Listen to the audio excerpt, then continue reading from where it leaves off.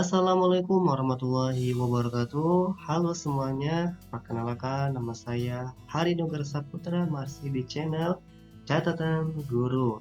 Nah, pada video ini Hari akan membantu kalian dalam pembelajaran online pada pelajaran PKN kelas 10 SMA semester pertama. Nah, mari kita akan membahas mengenai bab pertama, yaitu penegakan hak asasi manusia di Indonesia. Nah, baik teman-teman semua, kita langsung saja kepada pengertian hak asasi manusia. Hak asasi manusia atau HAM adalah hak yang melekat pada manusia sejak manusia diciptakan sebagai anugerah dari Tuhan Yang Maha Esa. Hak asasi manusia tidak bisa dilaksanakan dengan bebas karena berhadapan langsung dengan hak asasi manusia orang lain. Nah, kata kuncinya nih, hak asasi manusia terdiri dari 3 kata. Pertama, hak, yang artinya kepunyaan atau wewenang. Kedua adalah asasi, artinya adalah dasar atau pokok. Dan yang ketiga adalah manusia, yang artinya makhluk yang diberikan akal pikiran. Jadi hak asasi manusia yaitu hak dasar manusia yang diberikan Tuhan Yang Maha Esa. Lanjut. Nah, selanjutnya yaitu ciri pokok hakikat hak asasi manusia. Yang pertama, hak asasi manusia tidak perlu diminta dan diberi karena sudah otomatis ada pada manusia. Yang kedua, hak asasi manusia berlaku bagi semua orang tanpa melihat jenis kelamin, ras, suku, agama, dan negara. Yang ketiga, hak asasi manusia tidak boleh dilanggar. Tidak seorang pun mempunyai hak untuk melanggar. Selanjutnya yaitu menurut konstitusi nomor 39 tahun 99 tentang hak asasi manusia. Pasal 1 menyebutkan bahwa hak asasi manusia adalah seperangkat hak yang melekat pada manusia sebagai makhluk Tuhan Yang Maha Esa dan merupakan anugerahnya yang wajib dihormati, dijunjung tinggi, dan dilindungi oleh negara, hukum, pemerintah, dan setiap orang demi kehormatan serta perlindungan hak dan martabat manusia. Nah, ini pengertian dari Konstitusi nomor 39 tahun 99 tentang hak asasi manusia pasal 1. Selanjutnya, upaya pemajuan hak asasi manusia di Indonesia ya. Nah, pada tahun 1945 sampai 1950, nah pada periode ini pemikiran hak asasi manusia masih berfokus pada hak kebebasan, hak kemerdekaan, dan hak berbicara pada parlemen.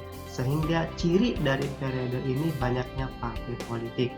Ya, karena baru merdeka Indonesia ya, sehingga fokus haknya itu untuk kepada kebebasan, hak kemerdekaan, hak berbicara pada masyarakat.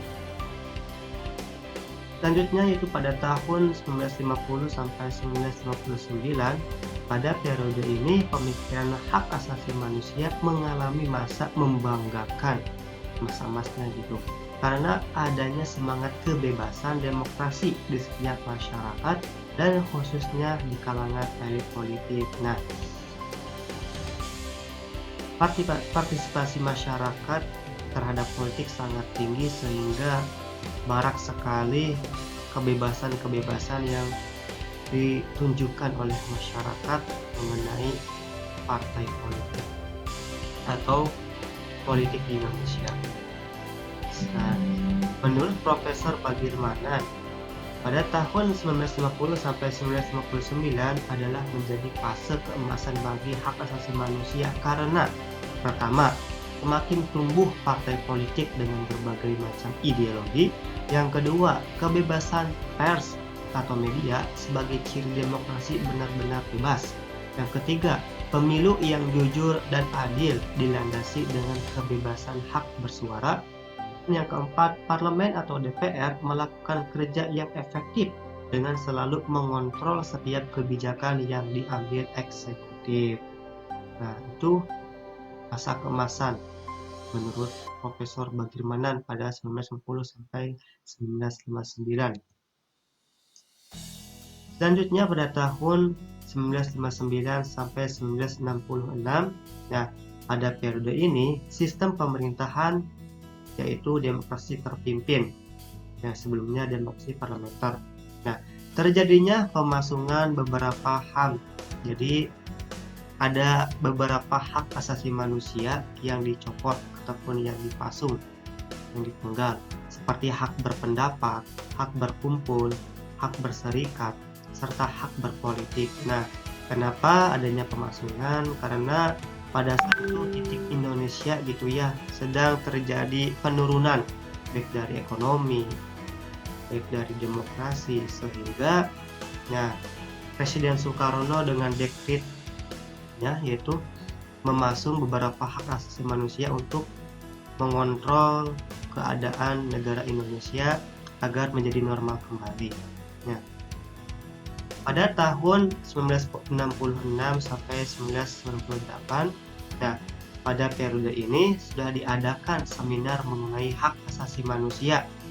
Nah, untuk membuat pengadilan HAM, Komisi HAM, dan pengadilan HAM wilayah Asia. Salah satu sikap akomodatif pemerintah yaitu membentuk Komisi Nasional Hak Asasi Manusia atau Komnas HAM berdasarkan Kepres Keputusan Presiden nomor 50 tahun 1993 tanggal 7 Juni 1993. Nah, pada periode ini merupakan masa Orde Baru yang dipimpin oleh Presiden Soeharto. Nah, Presiden Soeharto sendiri mempunyai visi dan misi yang berbeda dari Presiden Soekarno. Nah, ciri visi dan misinya itu adalah membuat Komnas HAM, membangkitkan kembali Komnas HAM sehingga demokrasi dirasa kembali di negara Indonesia. Nah, pada tahun 1998 sampai sekarang, nah pada periode ini pergantian pemerintahan dari Orde Baru pada reformasi membawa pemajuan pada bidang HAM, kebebasan dalam berbicara, berserikat, pers, dan ikut pada politik dapat dirasakan oleh masyarakat dan parlemen. Ini adalah hasil dari reformasi untuk meningkatkan kembali hak asasi manusia dan menghapus secara pemerintahan diktator di Indonesia. Nah, sehingga masyarakat dapat berserikat, dapat berbicara, apalagi mengenai politik. Nah, selanjutnya yaitu adalah dasar hukum hak asasi manusia di Indonesia. Itu ada 4. Pertama ada Undang-Undang Dasar 1945, yang kedua ada MPR, yang ketiga ada Undang-Undang, dan yang keempat ada peraturan pemerintah atau keputusan presiden dan peraturan lainnya. Nah, hambatan pemerintah dan juga masyarakat dalam menegakkan hak asasi manusia. Nah, yang pertama, adanya stratifikasi dan perbedaan status sosial di negeri ini seperti pendidikan, ekonomi, usia, keturunan, pekerjaan, dan lainnya yang dapat menimbulkan konflik horizontal atau konflik internal. Selain itu, adanya kondisi sosial yang berbeda karena konsekuensi logis dari negara kepulauan. Ya, kita ketahui bahwasannya Indonesia merupakan negara yang banyak sekali pulau, sehingga terjadilah perbedaan ataupun stratifikasi sudah terjadi di kalangan masyarakat. Yang kedua, sebagai negara kepulauan, informasi dan komunikasi harus tersampaikan secara merata kepada masyarakat. Nah, komunikasi dan informasi inilah yang kemudian menjadi hambatan dalam kemajuan dan penegakan HAM di Indonesia, karena belum mampu ataupun belum meratanya komunikasi dan informasi mengenai HAM pada masyarakat. Ya, banyak sekali masyarakat di luar sana yang tidak tersentuh oleh teknologi khususnya atau yang terpencil gitu ya.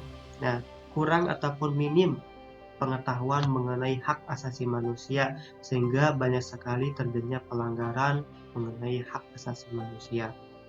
Yang ketiga, dalam menyelesaikan masalah di negeri ini, pemerintah tidak jarang mengambil keputusan yang pro dan kontra di masyarakat.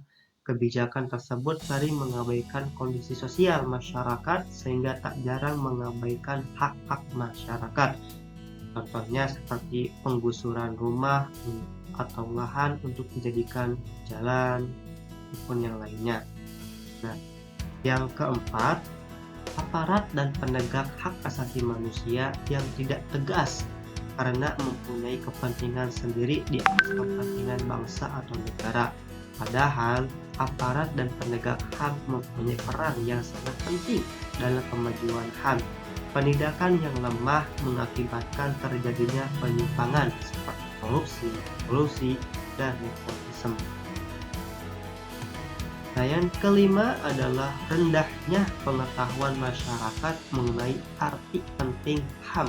Akibatnya sering terjadi pelanggaran di masyarakat seperti penodongan, begal, pencurian, pemerkosaan, pembunuhan, dan lain sebagainya.